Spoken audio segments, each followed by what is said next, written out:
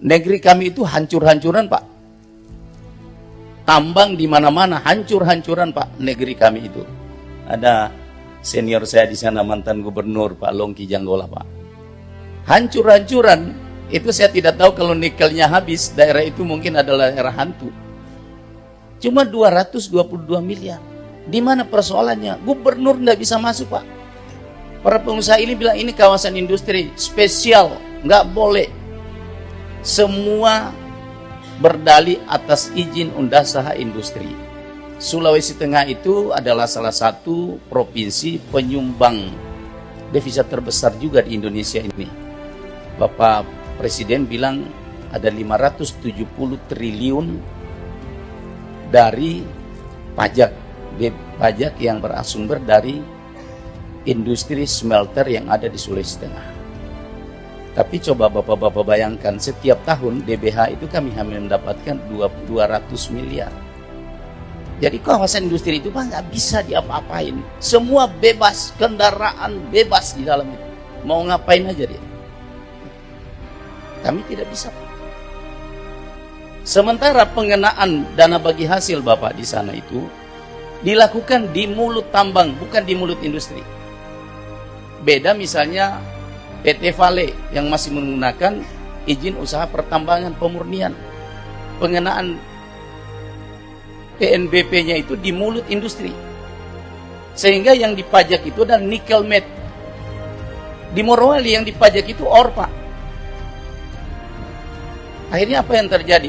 Satu ore misalnya $40 per metric ton. Tapi kalau misalnya pajaknya itu dibayar di mulut industri menjadi stainless steel, ya mungkin Sulawesi Tengah itu adalah salah satu daerah yang menyamai mungkin DKI, Jawa Barat dan sebagainya soal PAD.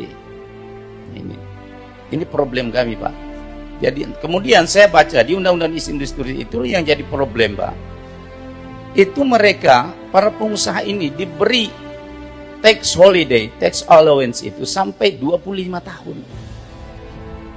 Nikel di Morowali itu tinggal 10 tahun, Pak.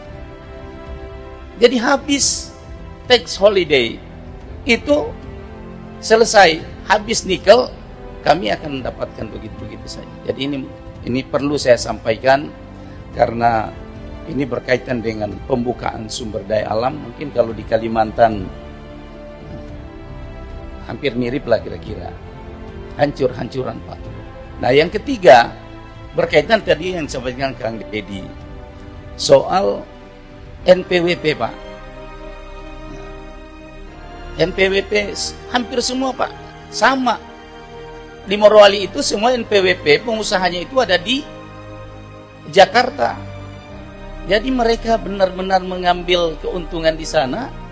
Kita yang merasakan dampaknya, kita tidak punya apa-apa. Ini Bu Wamen, ini perlu kita berjuang keras ini supaya. Kemarin saya paksa, Pak, tapi takutnya nanti dilaporin lagi saya ke pusat. Saya bilang kalau kalian tidak mau membuka perwakilan di Sulawesi Tengah, silahkan angkat kaki. Ini problem kami, Pak. Tapi mereka semua sekarang bilang, gubernur apa-apa sih, biar marah juga nggak ada masalah. Kita nggak ketemu juga, nggak ada juga keperluan kita sama gubernur. Tuh. Semua perizinan sudah di pusat. Jadi mungkin ini kami titip Pak Komisi 2, disayang-sayang lagi para gubernur, Pak.